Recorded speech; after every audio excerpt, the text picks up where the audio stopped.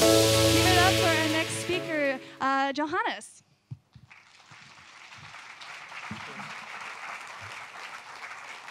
Hey, everybody. Oh, yeah, that's showing up. Fantastic. Right. Yeah, so my name is Johannes, and I'm very excited to be able to tell you how SwiftNIO and Network.framework make a great team together. But let's start with some recap. So we should basically talk about what SwiftNIO is. SwiftNIO is a network application framework. What we mean by network application framework, that it's a library that allows you to write networking libraries and applications. In other words, that means you can implement your own network protocols and compose them. Later in my talk, we will go more into what it means to compose network protocols and why that's really powerful. Because we're nice people, SwiftNIO already ships with some network protocols out of the box, because we don't want everybody to re-implement HTTP 1 and 2 and TLS, which is, in this case, mostly important on Linux. We ship that out of the box, and there are some other protocols that we ship. Some other things about SwiftNIO. It's open source. Everything we do, it happens on github.com. Our issues are there. Our code is there. Most of the discussion we do is there. It's cross-platform. That means it runs on Linux and on the Apple platforms, i.e. iOS, tvOS, and macOS. And is an asynchronous non-blocking network framework. And we try to get it as performant as possible. But most importantly, we love contributions. So if there's anything that doesn't work for you, or anything that you would like to improve, get in touch with that on GitHub, open a pull request, or just ask us any questions. The same applies, obviously, to everybody who just wants to use SwiftNIO and you're happy with the state it is in. If you have any questions, please reach out to us. We are reachable in a bunch of channels on GitHub, in like the various Swift on server, Discords, and Slack channels, and so on and so forth. We should also talk about, obviously, what is Network Framework. Network Framework is a brand new networking solution for Apple platforms. It was just announced at WWDC 18, and it will be available for iOS 12 and macOS Mojave once they get out of beta. And it's designed for the dynamic network topology observed especially by mobile clients. Well, that sounds pretty buzzwordy. What I mean by that is, 15 years ago, if you wanted to connect to something, you had a computer, you plugged the cable into the computer, and you went online.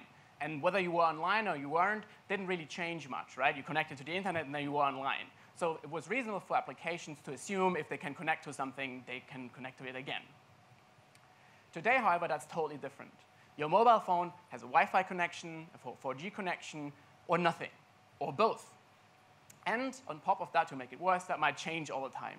Assume you're like in some subway, or you're walking outside, going into an office, elevators. It changes all the time. Network Framework replaces the good old BSD socket API. Now I say good. I guess the good bit about BSD is that it's available for pretty much all the platforms. But for the modern world, it's really not a good API at all. That needs replacement. And Network Framework is the first step on that. The best thing about Network Framework is it's not a siloed solution just for Apple platforms. I mean, now it's available for Apple platforms. But the people who are working on Network Framework, working in the IETF, that is the Internet Engineering Task Force Transport Services effort, what they want is to standardize a new way to do networking across all platforms and get it standardized. You can basically see Network Framework as one of the first reference implementations on that. And on Apple platforms, you can use it today. That's also why we call the support for SwiftNIO that makes SwiftNIO work on top of Network Framework, SwiftNIO Transport Services, and not SwiftNIO Network Framework or something like that. The remainder of the slide is mostly for hardcore networking nerds. But basically, Network Framework lets you unlock very modern security and efficiency features. Don't worry at all if you have no idea what the bullet points below mean. But if you're a networking nerd, you will know they are pretty cool. Now, the next question is, why would I use SwiftNIO on the client? SwiftNIO comes from server-side Swift. Why would I run it on my iPhone or on my Mac? Or on my TV, in fact, right? The reason is, sometimes JSON over HTTP is not enough. If that's everything you need, I think you're well covered by the iOS and macOS SDKs. You got URL session, you got JSON decoder, you got everything you need there. But sometimes you have your own protocols that you need to implement. Think about being a game, having maybe some custom network protocol, or a chat client, or any other application where HTTP either isn't good enough, or someone else made a decision for you, and the server has already some bespoke network protocol that you need to support, then you just simply have no choice. The next point is reuse of protocol implementations between client and server. Now, Gopal has said, The reuse that doesn't happen very often, but we think with this support for NIO and that NIO supports network framework, you will actually be able to share network protocol code between the client and the server, and that's really powerful because if you have a network protocol, you obviously need to make client and server speak together, right? So it only makes a lot of sense to share that. And the other point is SwiftNIO is quite an opinionated framework. It tries hard to make you write networking code that is composable, performant, and correct. So it's quite an opinionated thing. Maybe like you could think of it as like a UI kit for networking, right? UI kit has an idea how you should write an application. NIO has an idea how you should write a network application as well. And I think that will lead to you writing better networking code. The last question is, if SwiftNIO already went through all this effort, bending over and getting the BSD sockets API to work and make it into something nicer, why would we then not use the BSD sockets API on the Apple platforms as well? The answer is you can if you want, but they're not very, very well supported on especially iOS. So Network Framework by far is the best networking API available on Apple platforms from basically today. And it offers vastly improved system integration. That goes through battery life and responsiveness, through, for example, dispatch QoS, keychain support, and things like proxy support, VPN on demand. Imagine you have like your VPN on demand configured, you try to connect to a host, and the VPN just doesn't connect. That's pretty bad, but that's exactly what you're going to run into if you use the BSD sockets API. So like Network Framework gives us a lot of new opportunities for SwiftNIO on the client so that we can actually start recommending people to use that. Right. Now, I would like to show you like some example of what you can do with SwiftNIO. As an example, I picked sending email. Why did I pick email? Email is a pretty old protocol. That makes one thing really easy because it's a text-based protocol. So it's really easy to follow for people. And that also makes it quite easy to implement. The more modern protocols are often like quite complicated. There would be no chance we could go through this in like one session. So let's have a look how that looks if you send an email. You might know that email is transmitted still today with a protocol called SMTP, Simple Message Transfer Protocol. And that is exactly what your mail application speaks to your mail server when you send over an email. And we will do that with SwiftNIO like here and today. So let's look how sending email looks. The first thing that happens is you obviously open a network connection to your network server. The next thing that happens, signified by this cloud emoji, is the server will send you a message, in this case 220, and a bit of some other pros. The 220 is the important bit. That is a status code. Anything 200 in the 200s and 300s means the server is happy with you. And the rest is just pros. That's where you can see how old the protocol is. Basically, the server almost talks to you, even though most of the time it's talking to a machine. It still has this interface today, so like you can use it as a human as well. So it sends 220, it's basically happy. In other words, it means I'm ready to accept your commands. Then we will say who we are. That's done using the hello command, weirdly misspelled, but that's how the protocol says we need to spell it. And then we tell the mail server our mail server name. In this case, like my example is tryswift.sage. Server comes back to me and says 250, I'm happy, great, and sends the server name again. Now we can start going to business and send the mail from command and put some angular brackets there because the protocol says we should. Put our email address there. And server's fortunately happy again. And now we are happy, we are ready to announce who we want to send this email to. So we use the RCPT, I guess recipient, to command and say who we want to send this email to. And again, we are lucky, server's happy. So now there's obviously one part missing, which is the email itself, right? So we use this data command that is like aptly named. And again, the server says 345, go ahead. Okay, let's do that. And we will go ahead and put the email there in a format called MIME. MIME is a little bit like HTTP headers. If you're familiar with that, basically put like from : and everything you type there will show up in the recipient's email program. Then you repeat to, the subject, a date, and a bunch of other information. Then you put an empty line. Then you put the mail of your email, and you stop with like a line that only contains a full stop. And then the server will come back to you and say, yeah, I'm still happy. I queued that message, and I will deliver it whenever I can. Cool, that's great. We've done our job. We send a quit command. Server's still happy and says bye. That's kind of the server. And yeah, that's basically it. So now we need to see how can we implement that protocol with SwiftNIO. You've seen it's like a pretty straightforward, very linear process. We start, and like we always wait for the server to send OK. Then we send our next command. We wait for the server again. OK, cool, and send the next command. And then we go through this whole process. I don't know, maybe 10 steps long. I didn't count. And at the end, it says, cool, we sent that email. But first of all, we need to get SwiftNIO running on iOS. Copel alluded to Swift Package Manager and Xcode. That is a problem today. Granted, at the moment, there's no good solution. That's why we recommend at the moment to get that working. Use the CocoaPods pods that we made available, called SwiftNIO and SwiftNIO Transport Services. You add them to your pod file. You do pod install in your Xcode project. And yeah, you're basically ready to import those frameworks. Out of sheer magic, it kind of works. And then the next thing you will need to do is create a network connection with NIO. And NIO calls that a channel. And the last thing is you do this composition thing that I was talking about earlier. You take your protocol implementations, or you might want to call them sub-protocol implementations. You can compose them in something we call the channel pipeline. We'll later see why that is called the channel pipeline. And then basically you press the play button and everything works, of course. Now let's look into how the architecture of such a program looks like. On the very left, we have the server, signified by this iMac emoji. Then the cloud is the internet, and everything from everything else is basically our app. This dotted box, that is the channel with the channel pipeline. And all these boxes in the dotted box are our sub-protocol handlers. So they do very simple jobs. And that is the power of SwiftNIO. You implement a bunch of things that do very simple jobs, and you compose them together, and then they make network protocol happen. We don't really mind too much about the other server and the internet. We focus on only our part that we're going to implement today, so I zoomed in a little bit.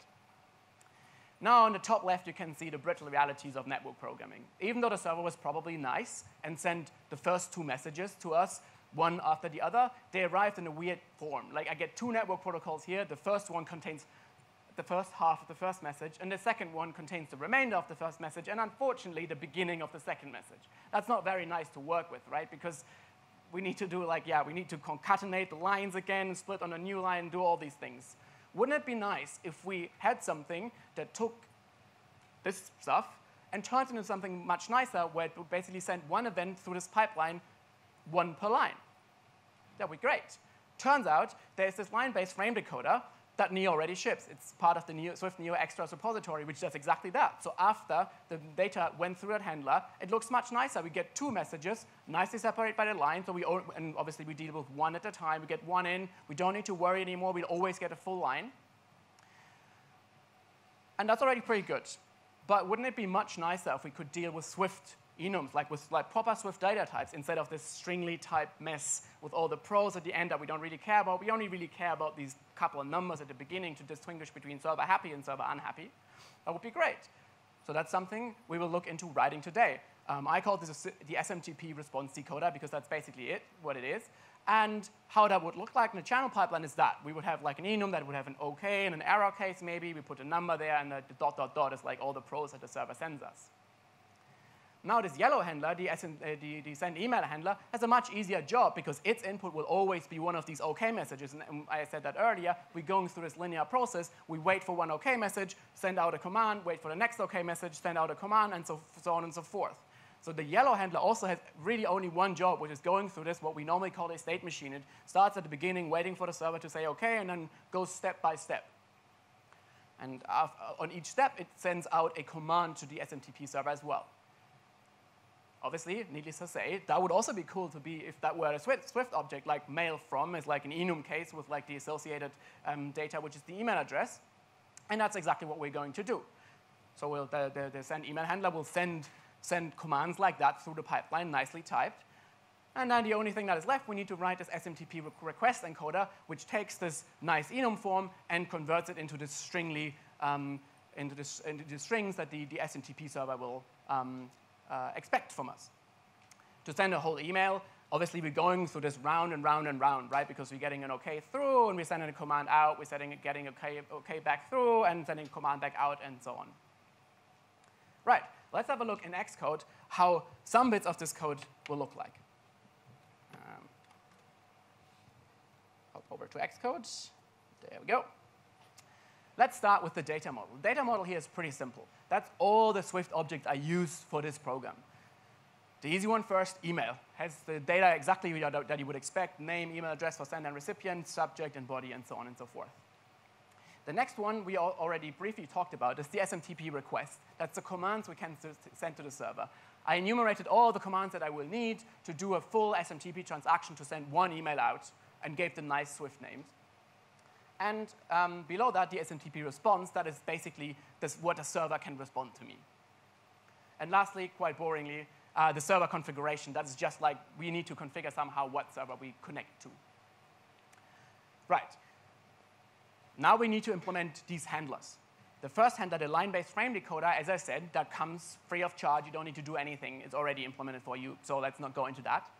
The next one was this SMTP response decoder. So that is when the server sends us, for example, 250 ready OK or something like that, and we need to decode that into this Swift OK object. And in Neo, that is called a channel inbound handler because it does something to inbound messages coming from the network. So this channel read method will be invoked every single time we get one of the messages. So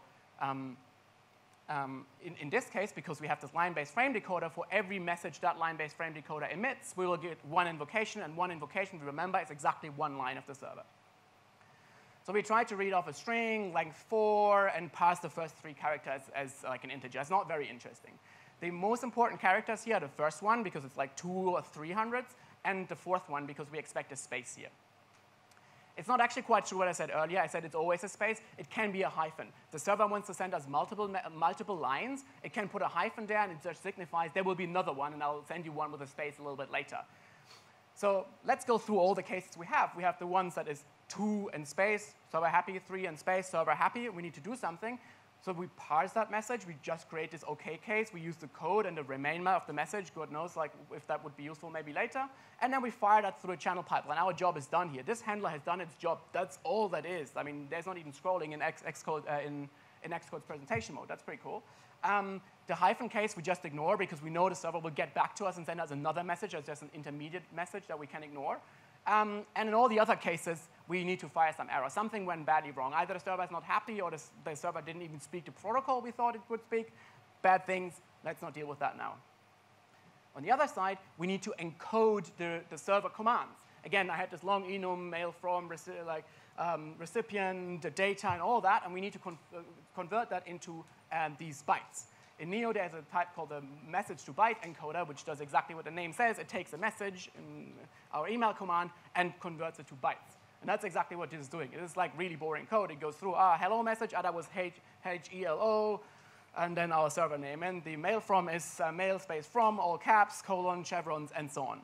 So we go through all these commands, and we can encode them. And again, our job is done. We deal with one thing only. That's a powerful thing. I won't go into detail on the send email handler because it's really boring. It just waits for like one of these Swift messages and then sends the matching one out. It waits for the server OK, then sends mail from. Waits for the OK, sends recipient. And that's it. So I guess what's left is the proof that this thing is actually working. So this is like obviously dangerous because I'm not sure how well the Wi-Fi will be working, but we'll see that soon. So I wrote this iOS application here. You can tell I'm not a designer, and that took me a day. And I'm not even lying, with help. And I set up an email account, and Mail.app is connected to that email account. Inbox is empty. Let me get some email. Nothing there for me, right? So this is real email, so I'll put in my real email address. And then the one I created for this conference, hello, try SwiftNYC@yahoo.com, remember 1999. Hello, try Swift. Hey, try Swift NYC. I hope you're enjoying the conference. Oh yeah, that's the one. As much as I do. Johannes. And then I have my send email button. Whoa. It worked. That's awesome. This email client is a bit special because you can scroll down, and you can see the whole conversation between the server and the client. So the server started 220 SMTP fast mail. That's my personal email provider that I use. Then we sent our hello, and the server got back. We did the login. I hit the password. Send email from recipient, and that is all the email type. You see there's some other fields, and we're happy. And now let's go back to Mail.app. Fingers crossed. Oh, there we go. We just received an email. Yeah, real email. Thank you very much.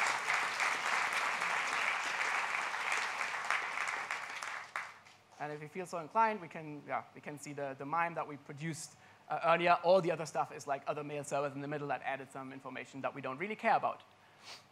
Right. back to the slides. That's this program. They're all blue. I don't like that.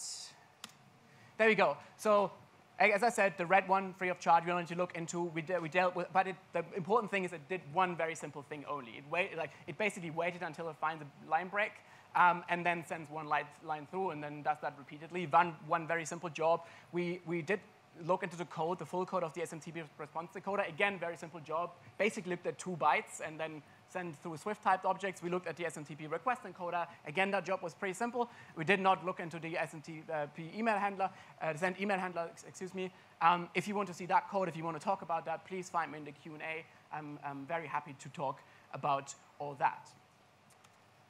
And that is basically everything I have. So thank you so much. I hope that was useful.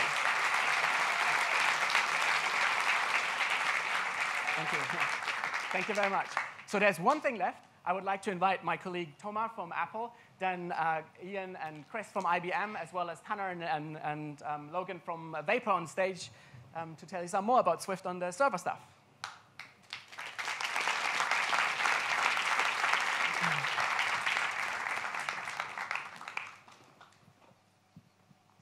So it's really surprising to think that the first release of Swift on Linux was Swift 3, which is actually less than 2 years ago. And Swift on the server has come a very, very long way since then. Now, one of the things we did early on was we set up something called the Swift Server Project, which was an affiliate of the Swift.org projects. And that was really designed to allow some of the framework teams like Vapor, Kitora, ZWoo, Perfect, and others to kind of collaborate on a common set of capabilities that we were all having to build ourselves.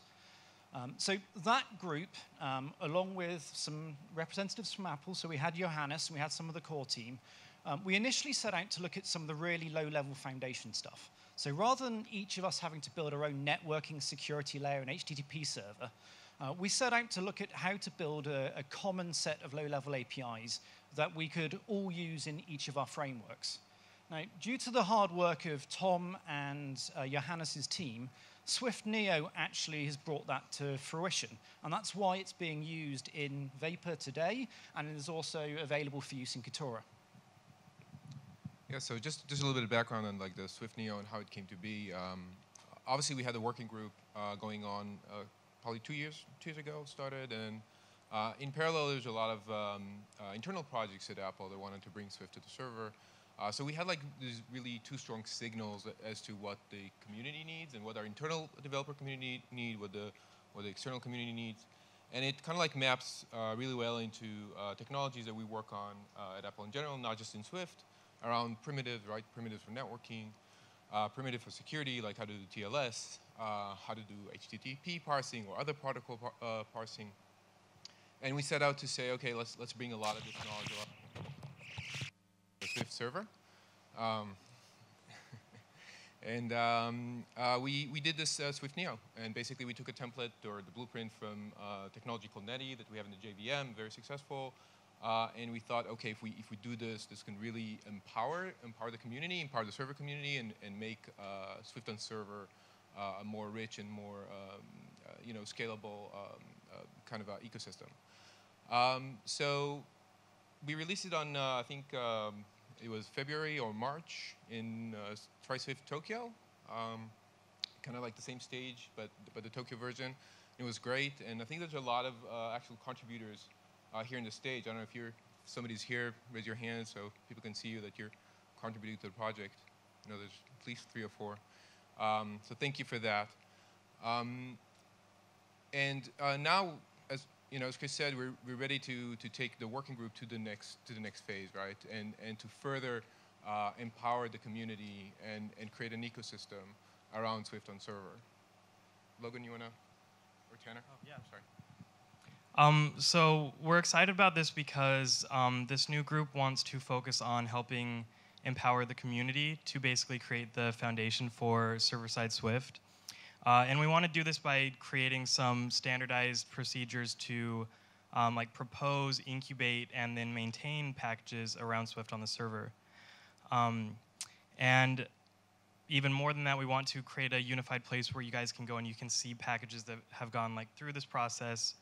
and are known to be high quality and well maintained. And we think this will help grow Swift on the server faster and also increase compatibility between like Contura and Vapor. And from Vapor's perspective specifically, we're super excited about this because it's been our goal from day one to make our code usable by as many of you guys as possible. And we think that this is a good step, and we hope you're excited, and we'll get involved.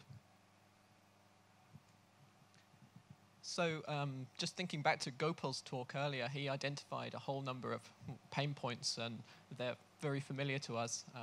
He said that Docker's not a panacea. Well, that's true, but what Swift definitely needs first-class Docker images, and there's a new project that's just being started up which was announced on the Swift forums a few weeks ago, which is going to be led by the existing Swift Docker project. So that's a really important base foundational level.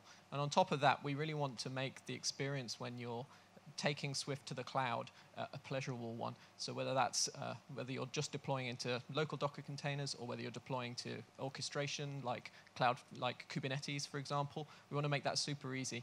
And we really want to make sure that server-side Swift has the broad ecosystem that you've come to expect from other languages and other ecosystems, like, for example, Node.js or Java. So you can see a link up above.